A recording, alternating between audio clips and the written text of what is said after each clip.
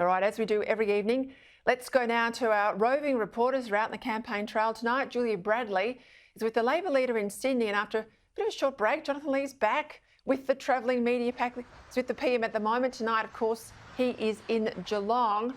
Well, welcome back, Jono Lee. We've missed you. You're in my old stomping ground of Geelong, ultra-marginal seat of Corangamite.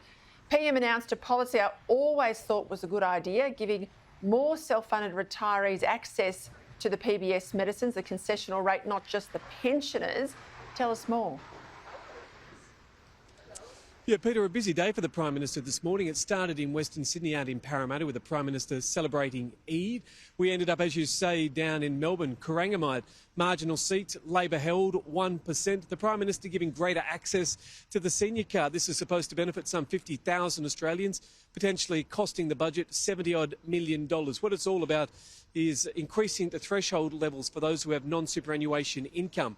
The threshold levels for singles, in effect, go from $55,000 to $90,000, and for couples, it goes up to $144,000. In effect, it gives people much greater access to things like medicine, treatments on the PBS at a cost of $6.80, cheaper energy, cheaper electricity, also cheaper public transport. It's thought to benefit people to the tune of roughly $8,000. The critics here will say it's great for older Australians, but they'll also say that it inadequately helps older Australians and not younger Australians. That's often one of the criticisms when it comes to retirees and pensioners, that they get a better deal than many younger Australians struggling, especially get into home ownership. So it's obviously a popular scheme. The Prime Minister was out and about today at an aged care facility. We ended up at Torquay, and I can tell you, Peter, we jumped in the bus and we've now come back to Melbourne. So it's been a long day, but the Prime Minister would advocate that it's been a successful day on the campaign front for him. He did, though, face a lot of questions about interest rates and what it's going to mean as they continue to increase, inevitably increase tomorrow.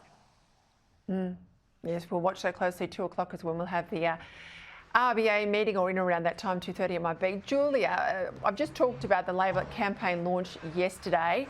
They would be hoping now to drive some momentum into this week. I don't think we're going to see Anthony Albanese front a press conference by himself anytime now between polling day. He's going to be flanked by lots of people who can jump in and answer the questions he doesn't know. How did he go today?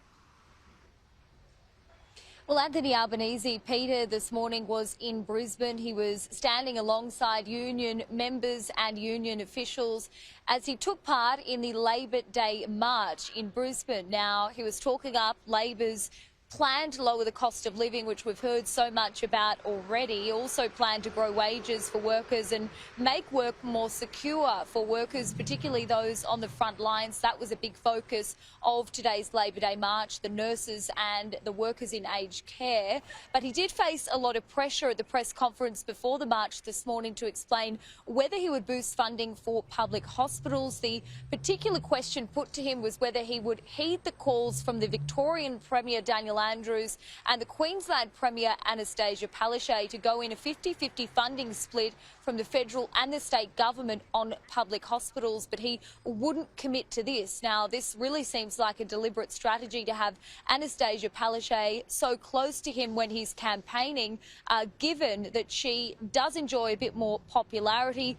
We saw this yesterday with WA Premier Mark McGowan, as well. As you've been saying, a slight boost in that news poll overnight, but it is a bleaker picture in a poll that was published in the 9 newspapers, suggesting Labor still has quite a lot of ground to cover, a lot of room to move still in Queensland, with about 41% being inclined to vote for the Liberal National Coalition, 27% for the ALP. We saw that back at the last federal election, with Labor recording its worst primary vote in more than 40 years. So still a long way to go for Anthony Albanese in Queensland as he targets several must-win seats there. Thank you, Julia. I don't know how popular Annastacia Palaszczuk is at the moment, but she certainly can win an election. Jono, thank you for your time. Great to see you back on the trail as well.